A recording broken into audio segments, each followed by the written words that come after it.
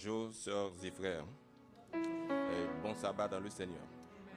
Le texte servant de pivot au message du jour se trouve inséré au premier livre des Psaumes, le chapitre 1er. Heureux l'homme qui ne marche pas selon le conseil des méchants, qui ne s'arrête pas sur la voie des pécheurs et qui ne s'assied pas en compagnie des moqueurs, mais qu'il trouve son plaisir dans la loi de l'Éternel et qu'il la médite jour et nuit. Il est comme un arbre planté près d'un courant d'eau, qui donne son fruit en sa saison, et dont le feuillage ne se flétrit point. Tout ce qu'il fait lui réussit. Il n'en est pas ainsi des méchants. Ils sont comme la paille que le vent dissipe.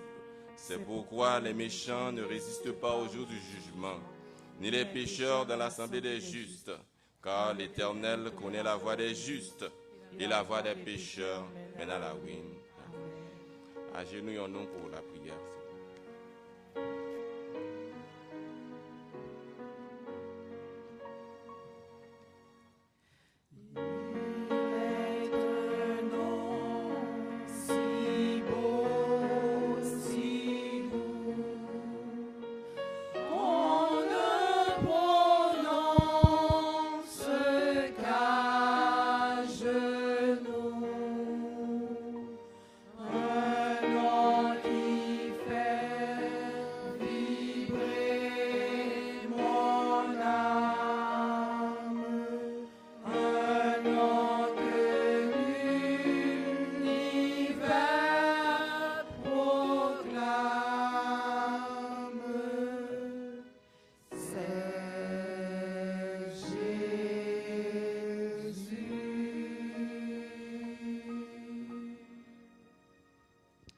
Adorable Père Céleste, nos cœurs débordent de joie pour le privilège à chacun de nous accordé d'être dans ton Saint-Temple en ce sabbat matin pour t'adorer en esprit et en vérité. Tout au cours de la semaine, nous étions les heureux bénéficiaires de ta grâce et tu nous as protégés contre les dangers de toutes sortes. Tes saints anges, ton Saint-Esprit ont été toujours à nos côtés et nous en sommes très reconnaissants. Merci pour tous tes bienfaits envers chacun de tes enfants. Merci pour la connaissance de ta parole. Merci au tendre Père pour les soins jaloux pris de nous chaque jour. Nous voulons en cet instant te remercier d'une façon spéciale. Merci d'avoir assisté à la plupart des familles de l'Église qui ont subi au cours de cette semaine des interventions chirurgicales. Nous voulons parler de la famille Claudette Beauplan-Mercier qui a eu une intervention chirurgicale majeure et tu as été présent au cours de cette intervention. Tu as permis à ta servante d'en sortir bien au temps de Père. Toute la gloire soit à toi. Maintenant, nous voulons remettre devant toi le post-opératoire. Nous savons que toi qui as commencé et tu vas achever, tu vas permettre à ta servante au temps de Père de se rétablir complètement. Nous voulons aussi te remercier pour ton intervention en faveur de la famille Renan Blot, bien sa femme qui a subi une section césarienne tout au cours de la semaine. Tu étais présent au temps de Père et tout se passait bien. Nous voulons te remercier de ta protection toute puissante en faveur de ces familles. Nous voulons aussi te remercier d'une façon spéciale aussi pour notre bien-aimé frère Josué Honoré qui est avec nous. Sa vie est encore un témoignage vivant de ta toute puissance. Merci de continuer à soutenir ton serviteur au temps de Père. Ô Dieu Tout-Puissant, nous savons que tu es un Dieu grand et qui est capable de tout, à qui rien n'est impossible. Voilà pourquoi nous t'adorons, voilà pourquoi nous te reconnaissons en tant que créateur, en tant que notre maître, notre protecteur. Accepte autant de Père nos hommages de reconnaissance, nos tributs de louange. Nous voulons aussi nous présenter au pied de l'autel avec nos souillures, nos iniquités, nos transgressions, car en dépit de tous tes bienfaits envers nous, cela ne nous a pas empêchés de faire ce qui est contraire à ta volonté, en sorte que tu seras juste dans ta sentence, sans reproche dans ton jugement. de grâce au tendre Père. Aie pitié de chacun de tes enfants. Sauve-nous. Nous avons besoin de ta toute-puissance. Nous avons besoin de la puissance de l'Esprit Saint pour pouvoir résister aux attaques répétées de l'ennemi. Oh Dieu, aujourd'hui est une journée spéciale. Eh bien, cette journée marque le début de la semaine de prière. Et nous voulons, au tendre Père, remettre nos vœux devant toi. L'Église doit choisir ses officiers. Eh bien, nous savons que Jésus nous a donné l'exemple à chaque fois qu'il doit faire quelque chose et il contacte le Père. Eh bien, voilà pourquoi, au tendre Père, tes enfants s'agenouillent devant toi. Nous voulons rechercher la puissance de l'Esprit Saint. La sagesse d'en haut permet au Dieu que tes enfants puissent être en mesure de choisir ses dirigeants et capables de conduire la barque de l'Église. Nous voulons aussi remettre devant toi la jeunesse de l'Église.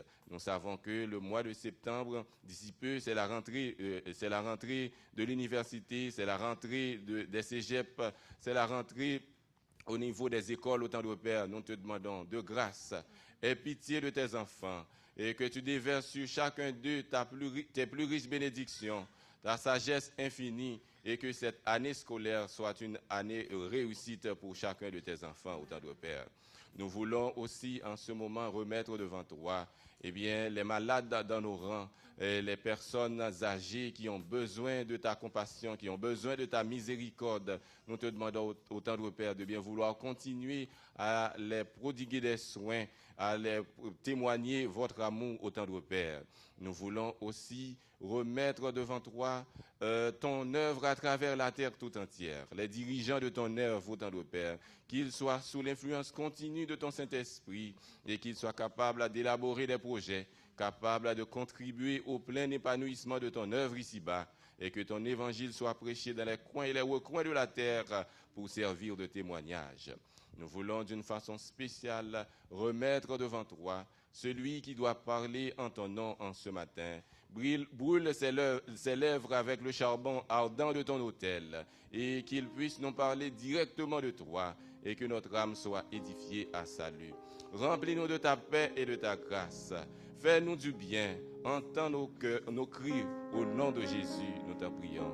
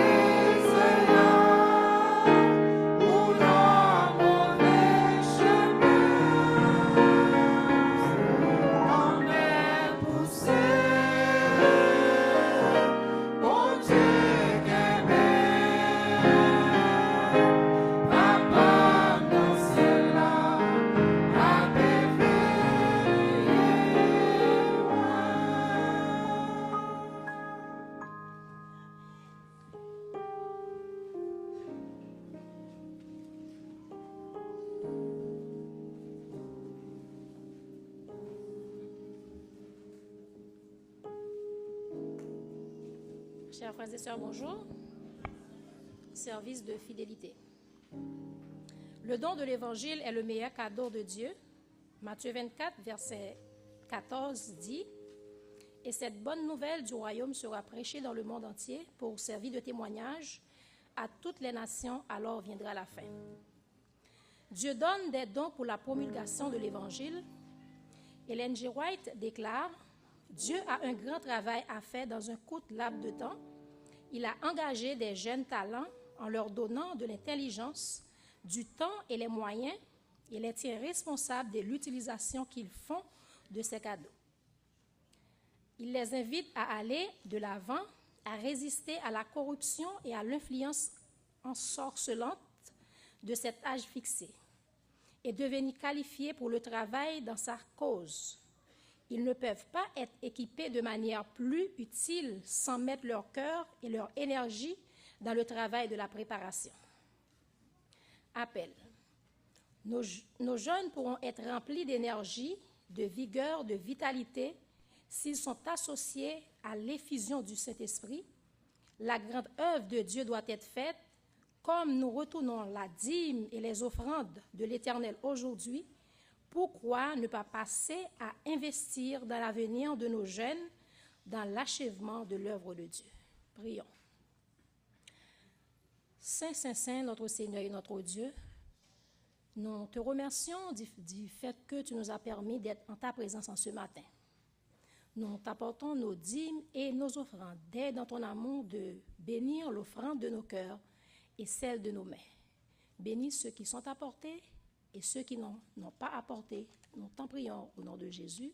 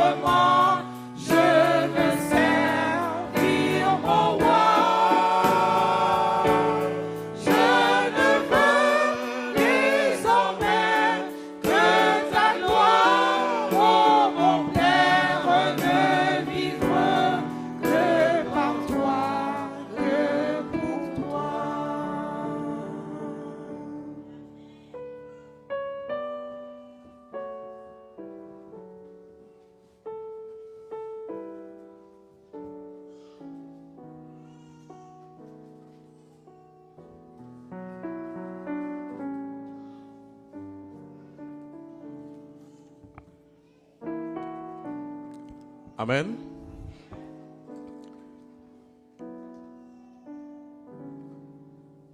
Jusqu'à présent, vous vous sentez bien. Vous devez en profiter parce que vous êtes dans la présence de Dieu.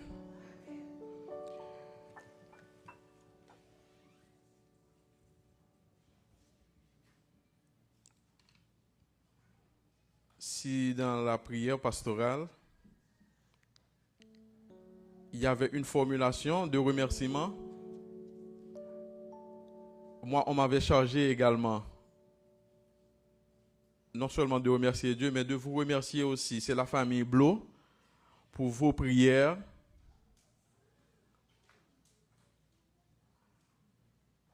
Il y a un nouveau bébé dans la famille, mais la famille vous demande à continuer à prier parce qu'ils en auront et qu'elle en aura grandement besoin.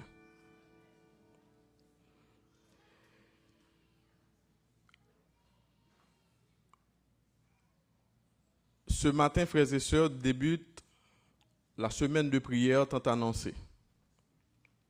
Encore dans la prière pastorale, c'est bien mentionné. L'objectif de cette semaine de prière, c'est préparer l'Église pour la période de nomination et également la rentrée des classes.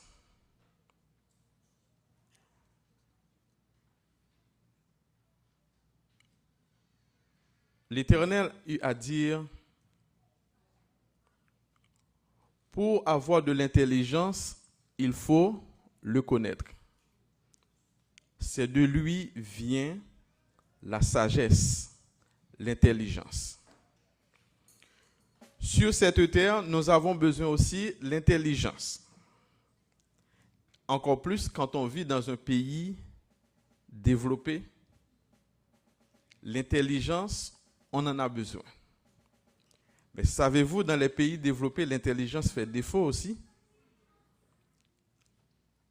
Quand on pense savoir tout, on ignore Dieu, on est pire qu'un ignorant.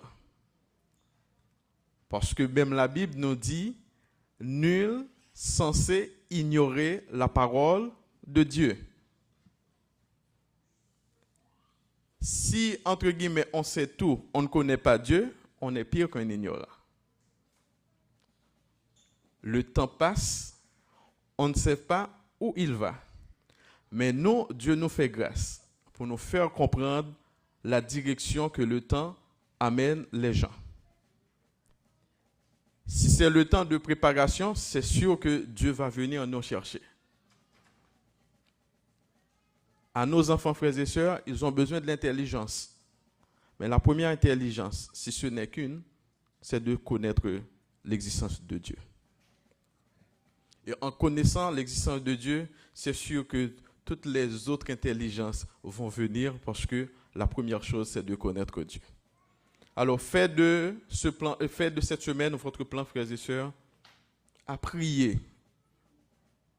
Non seulement pour que Dieu envoie son Saint-Esprit, afin que l'Église soit effectivement sous la direction de son Saint-Esprit.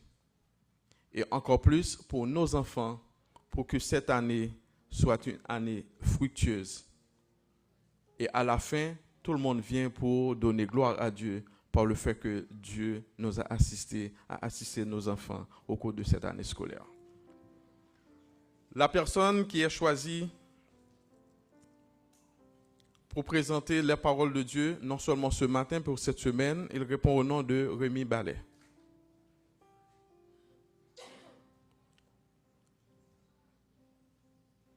Je prends le risque de le présenter.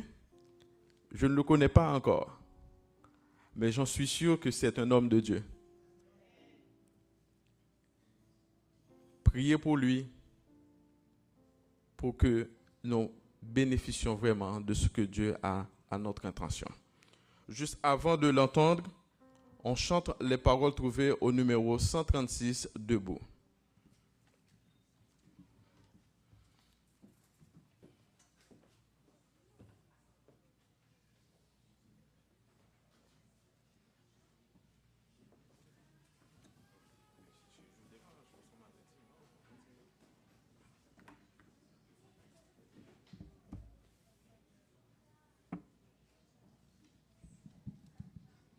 numéro 136 pour triompher dans les combats.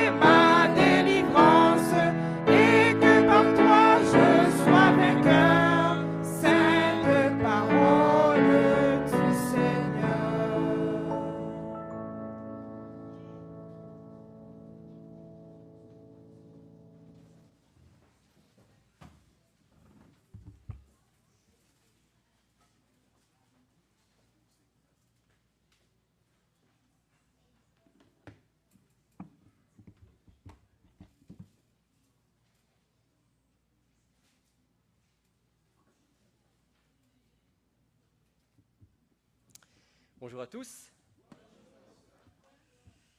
Ça fait bien longtemps que je n'étais pas venu à l'église de Bethel. Pour autant que je me souviens, ça fait au moins 7 ou 8 ans. Et quand j'étais venu la dernière fois, ce n'était pas pour prêcher, c'était pour une rencontre qui avait lieu ici. Donc c'est un privilège pour moi d'être avec vous. Aujourd'hui, c'est un privilège de pouvoir partager... Ah, pardon. Je pense que vous ne m'entendez pas bien parce que ce n'est pas allumé, c'est ça? Alors, on va essayer d'arranger ça.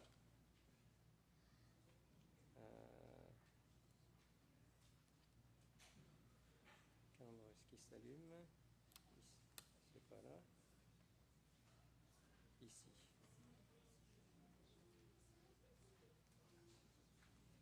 Est-ce que là, ça fonctionne?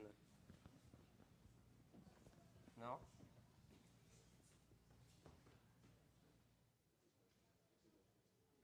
Alors là.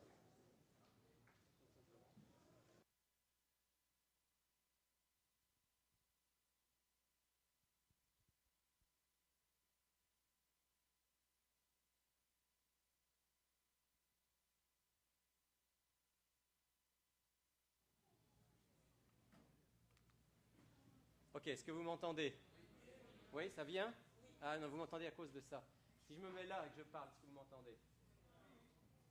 Vous m'entendez parce que je parle suffisamment fort pour que vous m'entendiez, mais vous n'entendez pas le micro. Ok.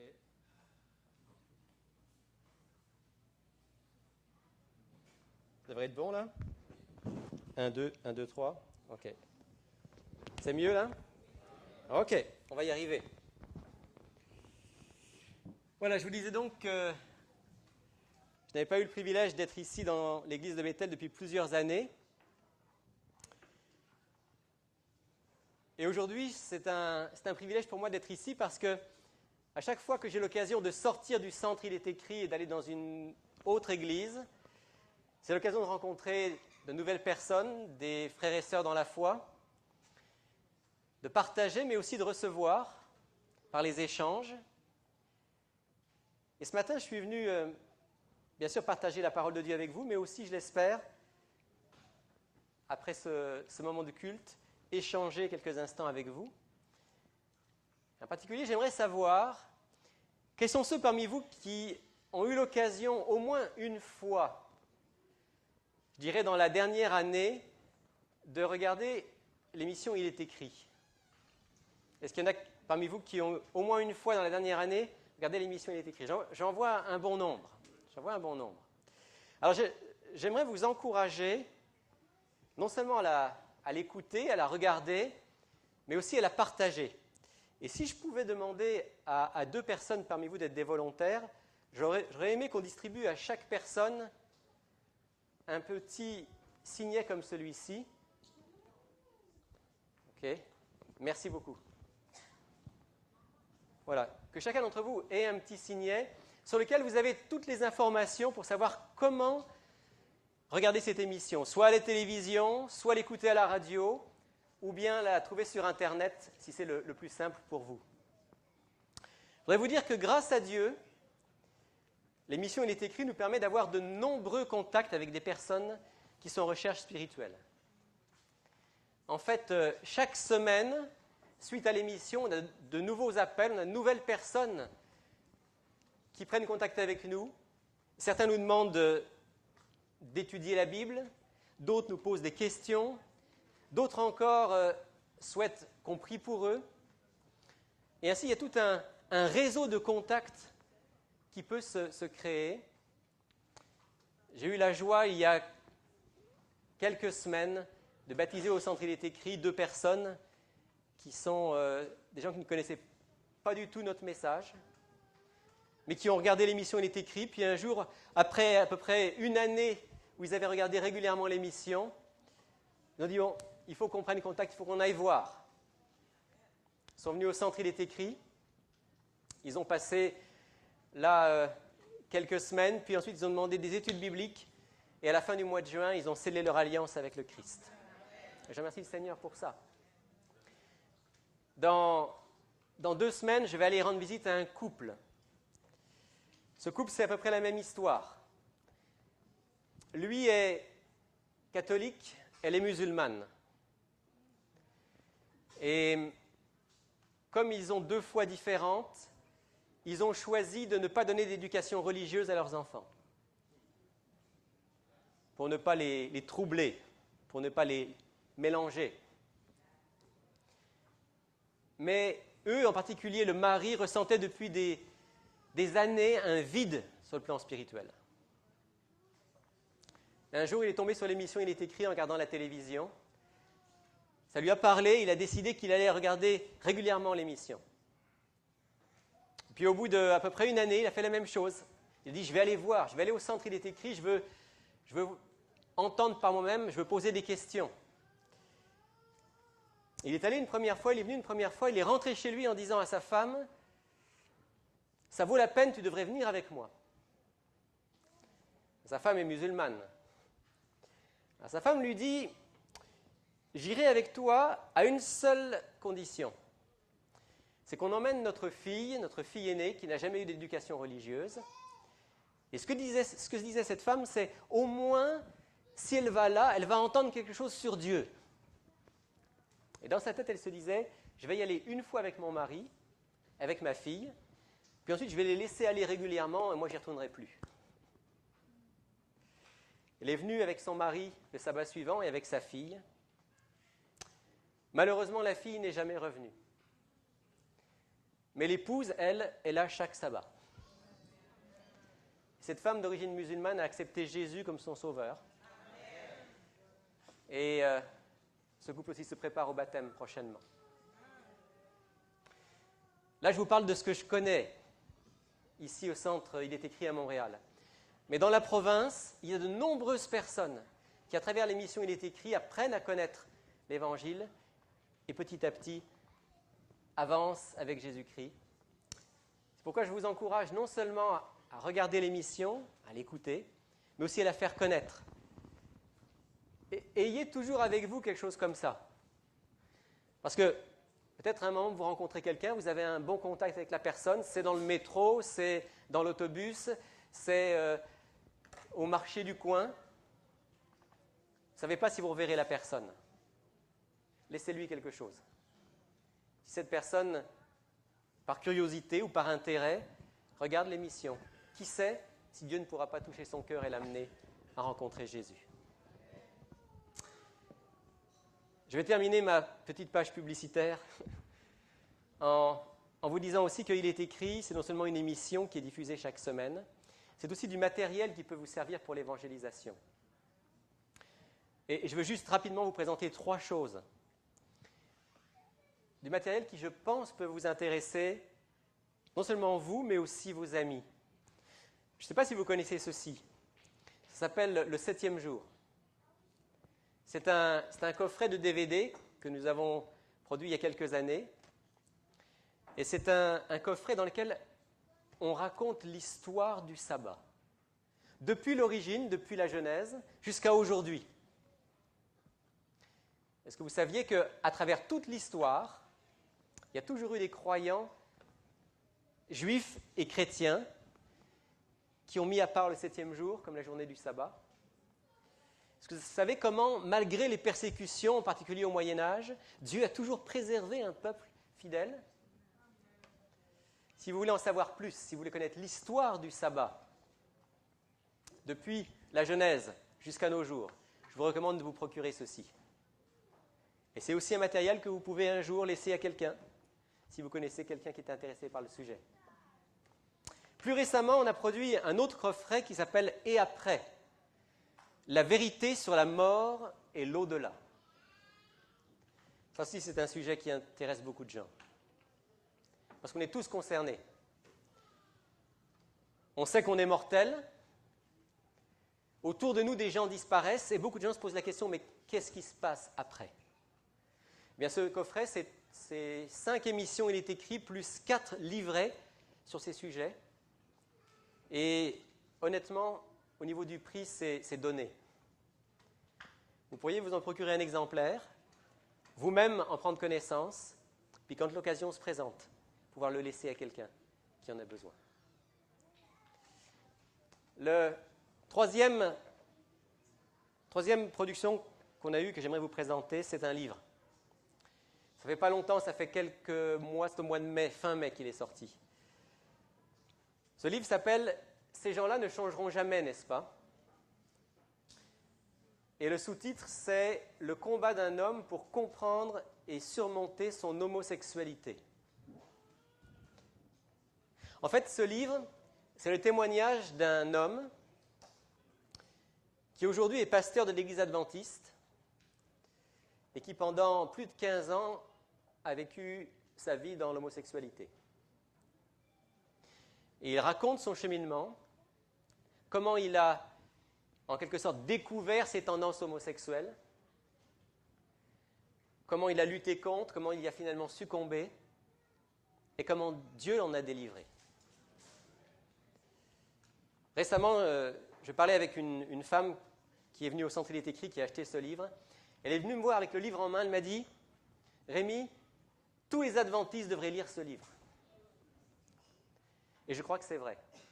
Parce qu'aujourd'hui, la question de l'homosexualité, c'est une question majeure. On en parle tous les jours quasiment dans les médias. Et beaucoup d'entre nous, on ne sait pas toujours comment se situer par rapport à ça. Je vous recommande vivement de vous procurer ce livre, de le lire, et si l'occasion se présente, de le partager. Voilà, je voulais simplement vous tenir au courant de ça parce que je sais qu'il y a beaucoup de nos frères et sœurs dans les églises qui ne savent pas que ce matériel existe. Et je crois que ça vaut vraiment la peine de l'utiliser pour vous, pour vos familles et pour ceux qui sont autour de vous. Que Dieu puisse bénir votre témoignage auprès de tous ceux qu'il met sur votre route.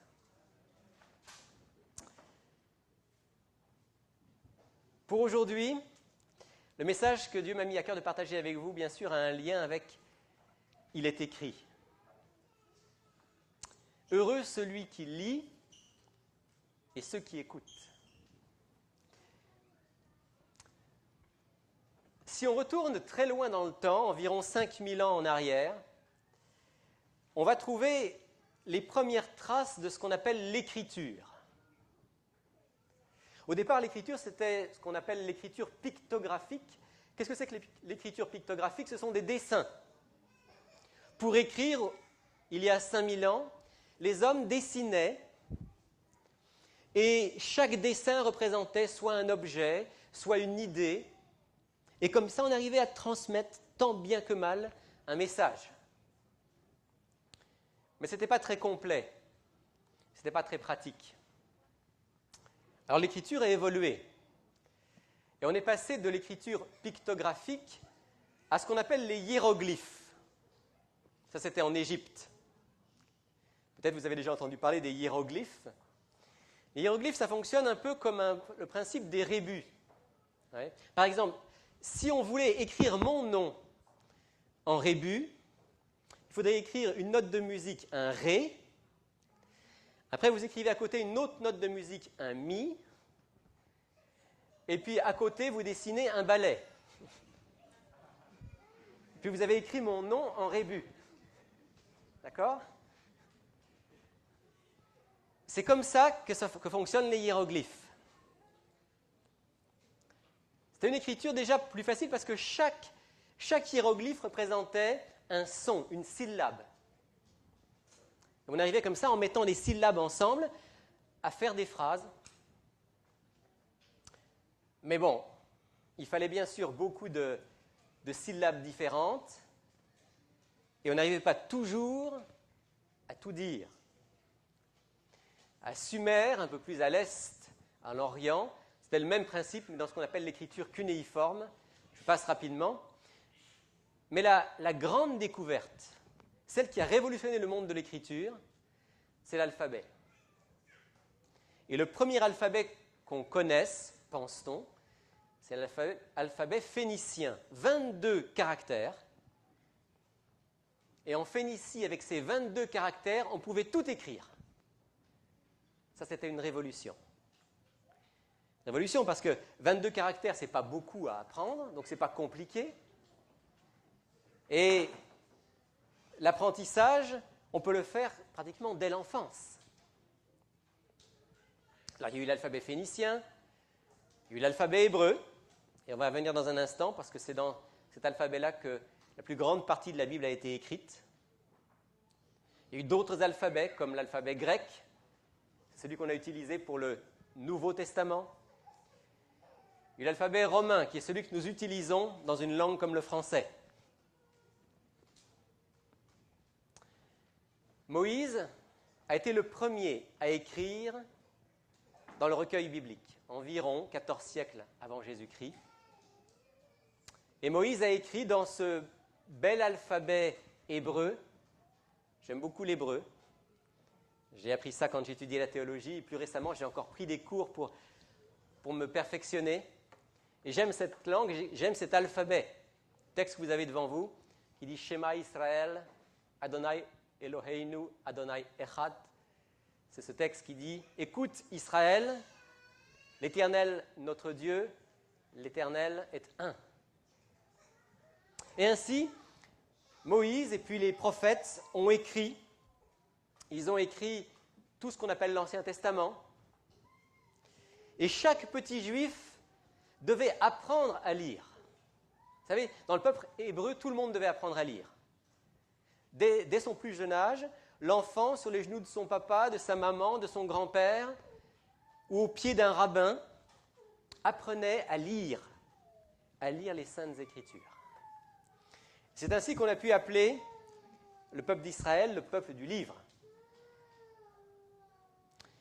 Mais évidemment, en Israël, comme dans l'Église chrétienne au départ, chacun n'avait pas à sa disposition un livre. Il y avait généralement celui qui lisait, c'était par exemple à la synagogue, où il y avait des rouleaux. Et alors, le rabbin ou la personne qui faisait la lecture lisait, et puis il y avait ceux qui écoutaient. Et on écoutait beaucoup plus la parole de Dieu qu'on ne la lisait, généralement. C'est la raison pour laquelle, dans l'Apocalypse, chapitre 1er, versets 1 à 3, il est dit ceci. Révélation de Jésus-Christ que Dieu lui a donnée pour montrer à ses serviteurs ce qui doit arriver bientôt. Ce qu'il a fait connaître par l'envoi de son ange à son serviteur Jean. Celui-ci a comme témoin annoncé la parole de Dieu et le témoignage de Jésus-Christ, tout ce qu'il a vu. Voici la première béatitude du livre de l'Apocalypse. Il y en a 7. Heureux celui qui lit et ceux qui écoutent les paroles de la prophétie et gardent ce qui s'y trouve écrit, car le temps est proche. Heureux celui qui lit et ceux qui écoutent. Alors ici, il s'agit plus particulièrement du livre de l'Apocalypse, c'est-à-dire ce dernier livre de la Bible écrit par l'apôtre Jean.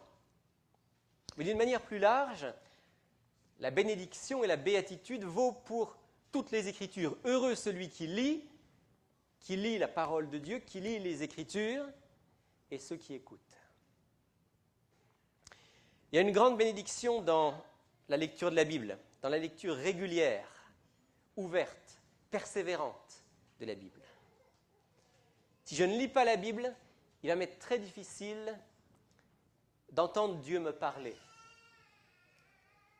Si je ne lis pas la Bible, il sera difficile au Saint-Esprit de m'éclairer, de me convaincre, de me montrer sa volonté.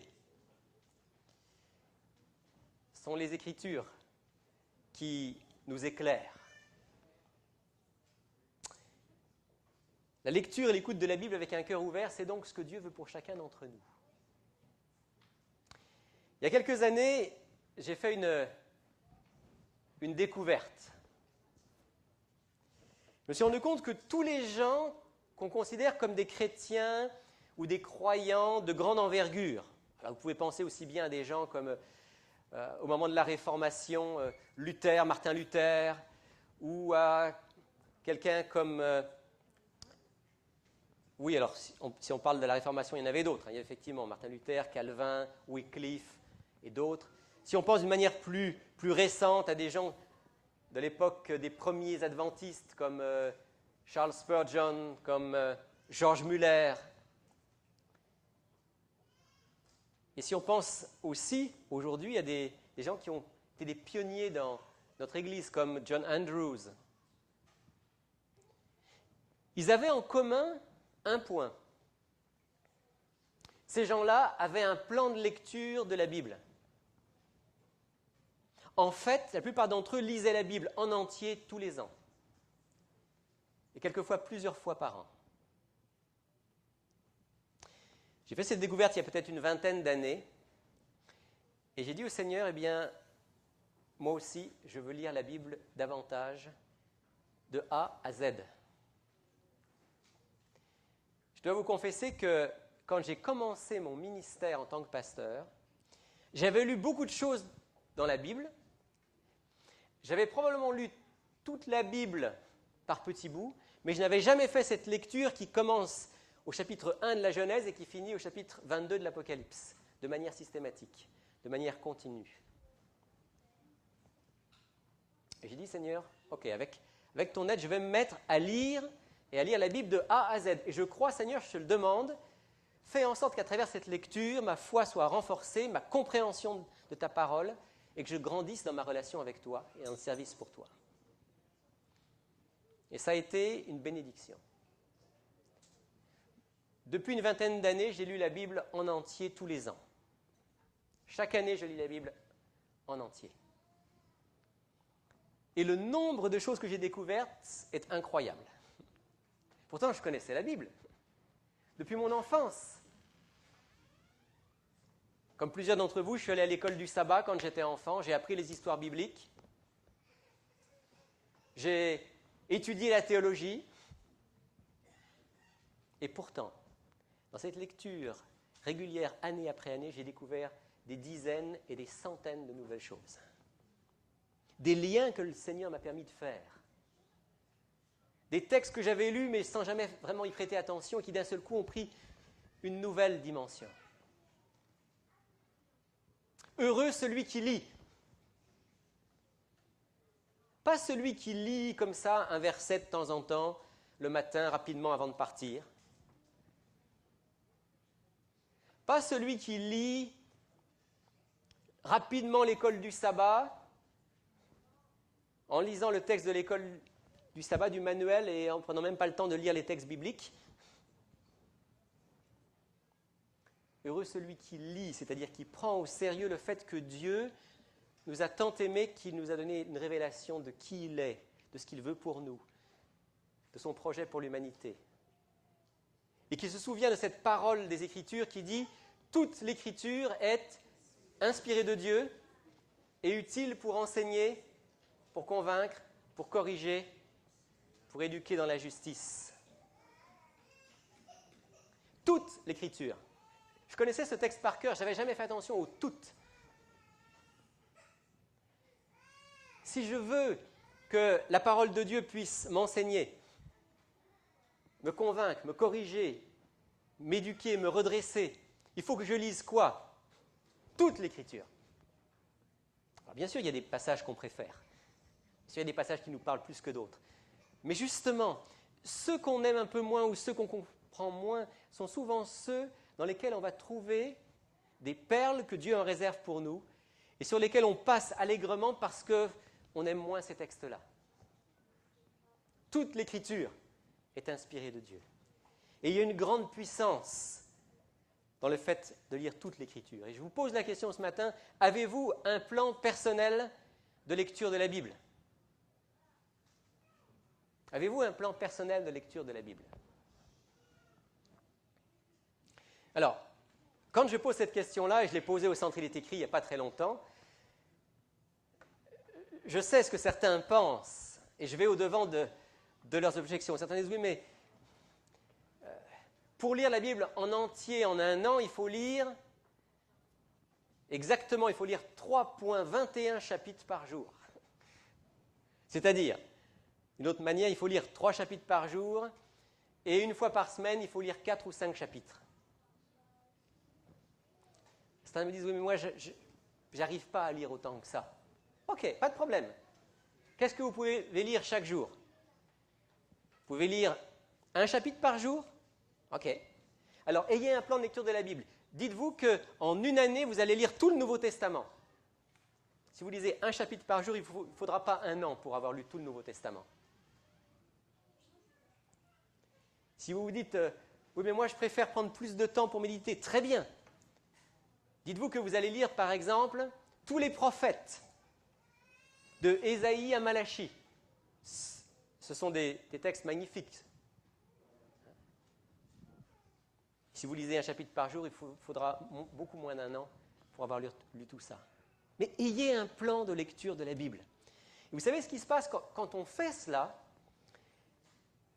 et qu'on le fait sincèrement, dans un esprit de prière, à ce moment-là, Dieu nous fait découvrir de nouvelles choses, et le goût, le désir de lire la Bible commence à nous pénétrer. Et il y a une puissance. Il y a une puissance de Dieu qui est cachée dans sa parole et qui change nos vies. Permettez-moi de partager avec vous une expérience, l'expérience de mon ami Patrick. Patrick était quelqu'un qui ne croyait ni à Dieu ni au diable. Et qui avait vécu dans une famille plutôt défavorisée. Il avait souvent entendu ses parents se chicaner. Parfois, il quittait la maison pour éviter les moments de dispute. Et il s'était dit une chose. Il s'était dit, moi, je ne veux pas que ma vie ressemble à celle de mes parents.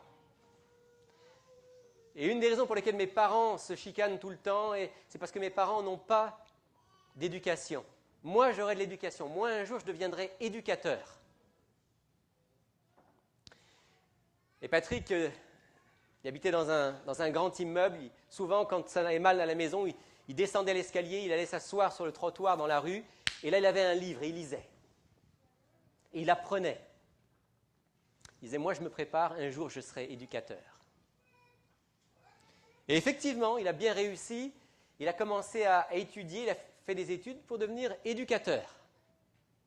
Éducateur, son but c'était d'être éducateur de rue, s'occuper des jeunes dans la rue. Il ne vivait plus à ce moment-là avec ses parents, il vivait avec son frère dans un appartement. Et un jour, son frère et lui discutaient, et son frère lui dit, tu sais, c'est intéressant tout ce qui concerne la spiritualité. Patrick dit, oui, c'est vrai, moi aussi j'aime ce qui est spirituel. Mais ce qu'il entendait par spirituel, c'était surtout ce qui était spiritisme. C'est-à-dire le monde ésotérique, le lien avec les esprits. Et un jour, dans le journal, son frère voit une annonce qui disait « Conférence spirituelle ». Alors le frère de Patrick se dit je vais aller écouter ça. Et il se rend donc dans une salle où un conférencier allait présenter cette conférence. Il s'assoit et là, surprise, le conférencier se met à parler de choses spirituelles, mais il parle de la Bible. Il dit, bon, je vais écouter, je vais voir ce que ça vaut.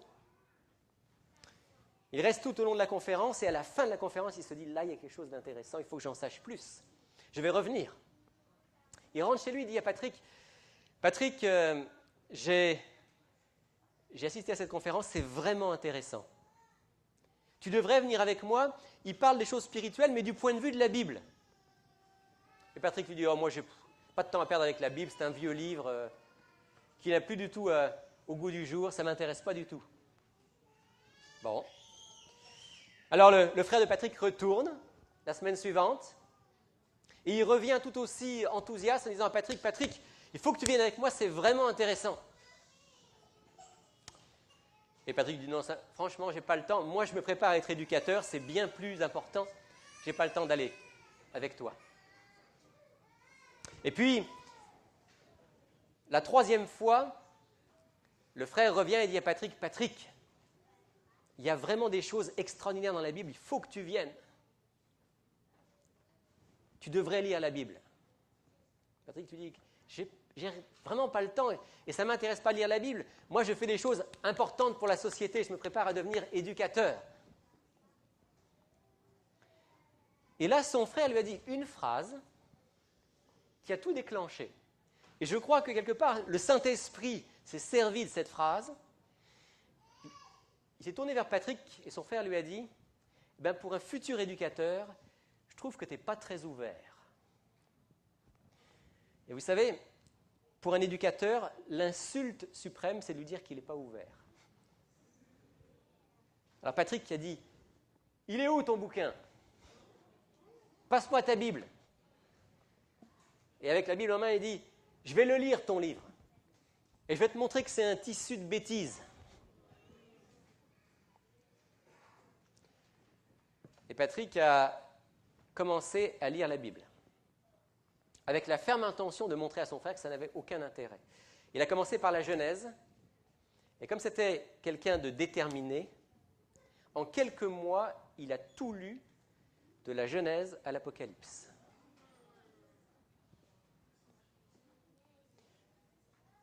Et quand il a eu fini de lire, il n'avait pas la foi. Mais selon ses propres mots, quand il m'a raconté son histoire, il m'a dit, quand j'ai fini cette lecture, je n'avais pas la foi.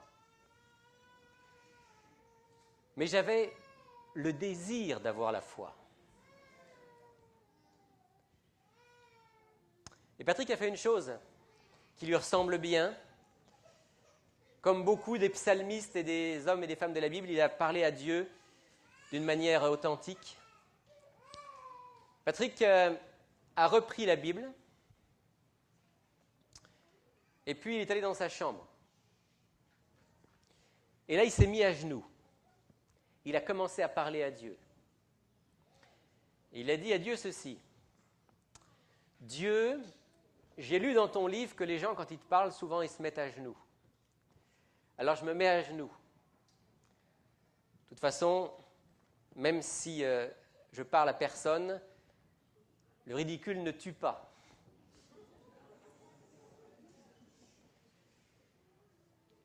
Ensuite, il a dit à Dieu la chose suivante. Il a dit, voilà, tu dis que ce livre, c'est ton livre.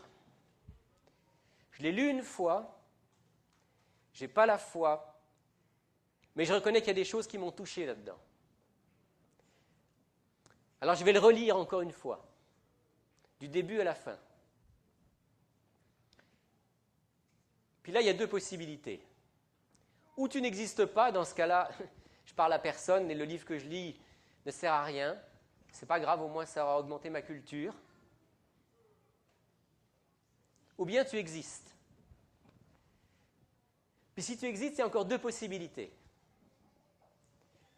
Première possibilité, je relis ce livre et tu ne me donnes pas la foi. Alors là, au jour du jugement, on se retrouvera.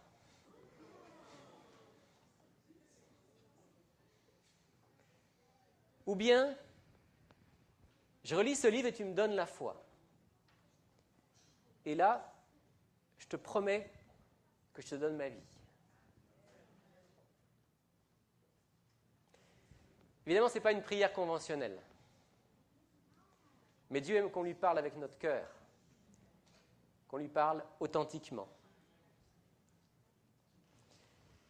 Et Patrick a relu la Bible, de A à Z, de la Genèse à l'Apocalypse.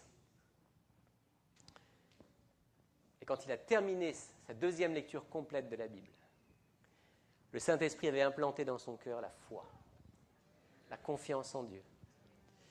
Et si je peux vous raconter son histoire, c'est parce que Patrick, aujourd'hui, c'est un pasteur adventiste. Il y a une puissance dans ce livre.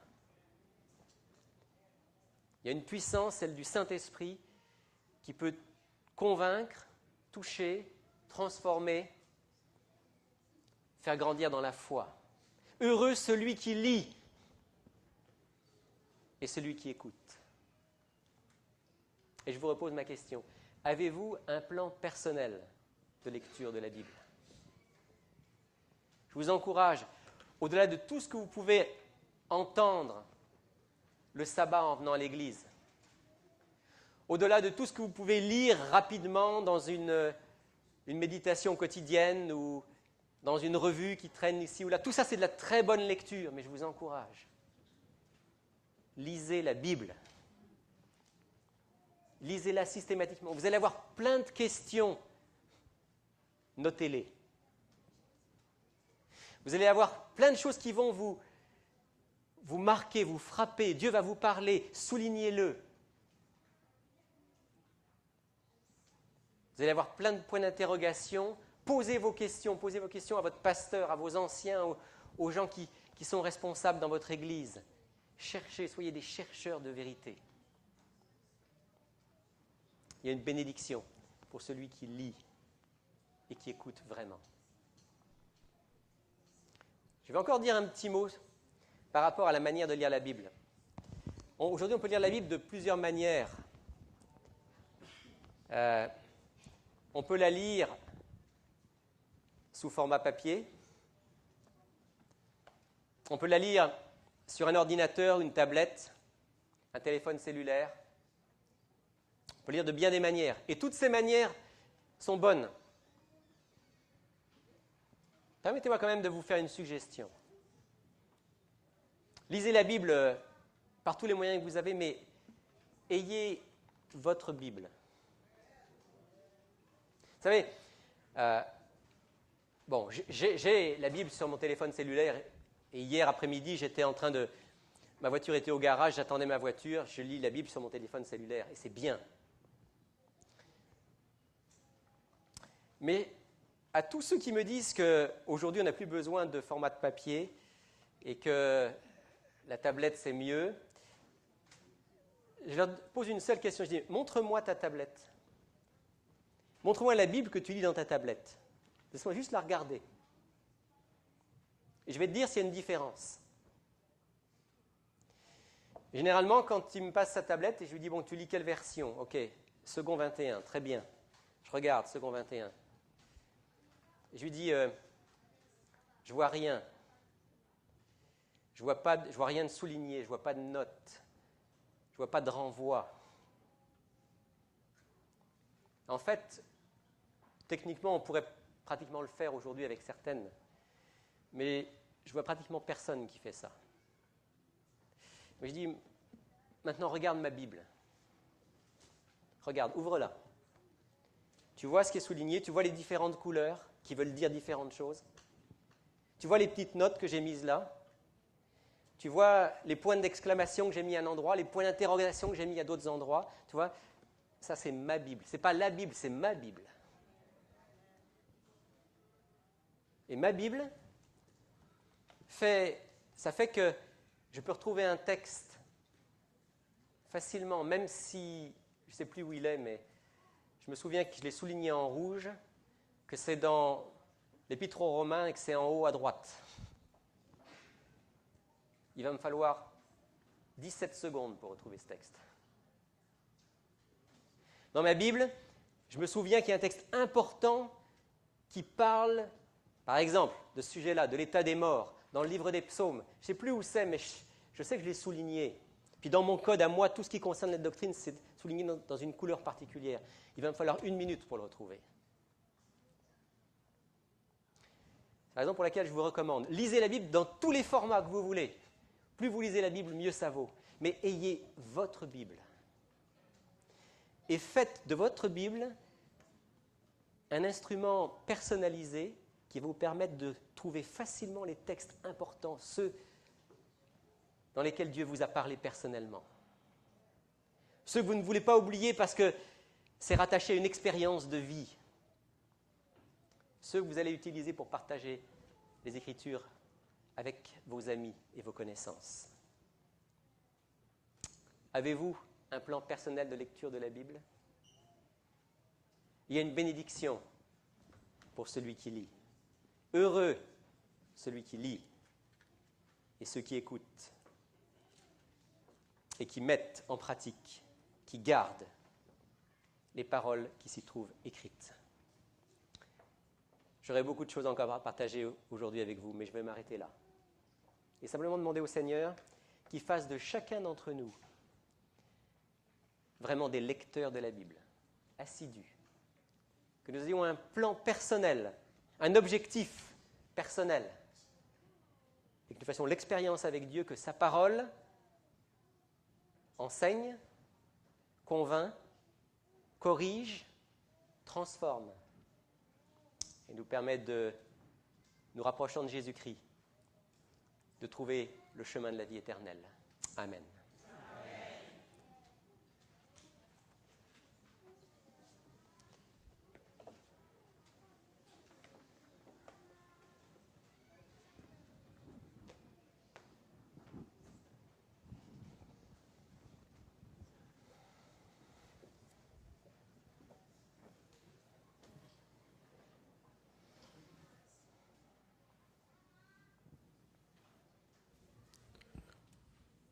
Nous remercions notre Seigneur, notre Dieu, de nous avoir parlé ce matin en nous invitant à avoir un plan de lecture de sa parole.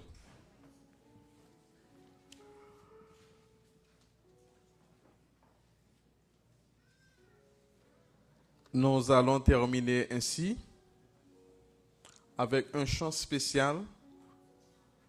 Et après ce chant, vous allez vous mettre debout pour la bénédiction. Le chant spécial va être apporté par le groupe Shiloh. Bonne adoration.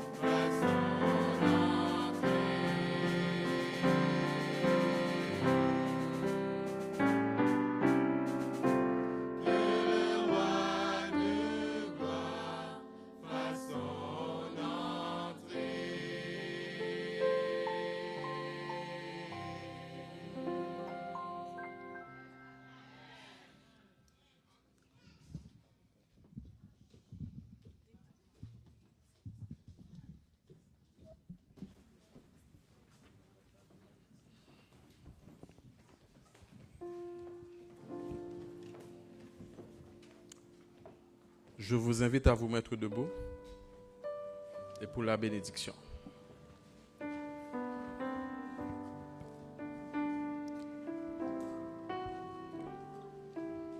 Notre Seigneur, notre Dieu, nous te disons merci pour la grâce que tu nous as faite. À pouvoir éveiller notre esprit de manière à bâtir un plan pour étudier ta parole. Pour que finalement, nous sachions que c'est toi le roi de gloire.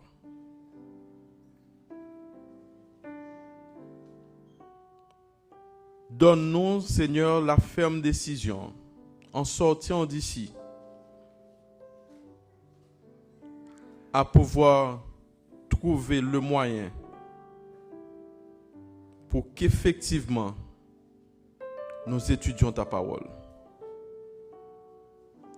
Renvoie-nous de ce lieu avec ta paix et ta grâce, la détermination et de te connaître, de connaître davantage ton nom. Nous t'en prions ainsi dans le nom de Jésus, lui qui vit et qui demeure au siècle des siècles. Amen.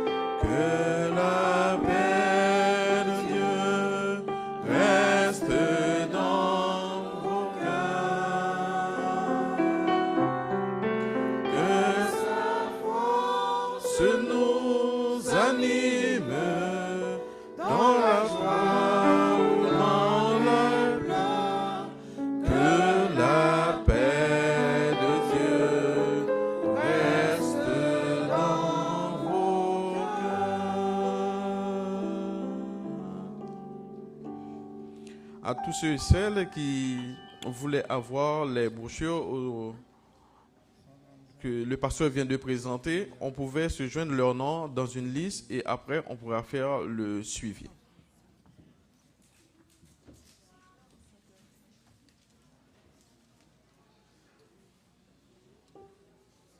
Pour la sortie, nous allons chanter le numéro 135, Livre sacré, lumière étincelante.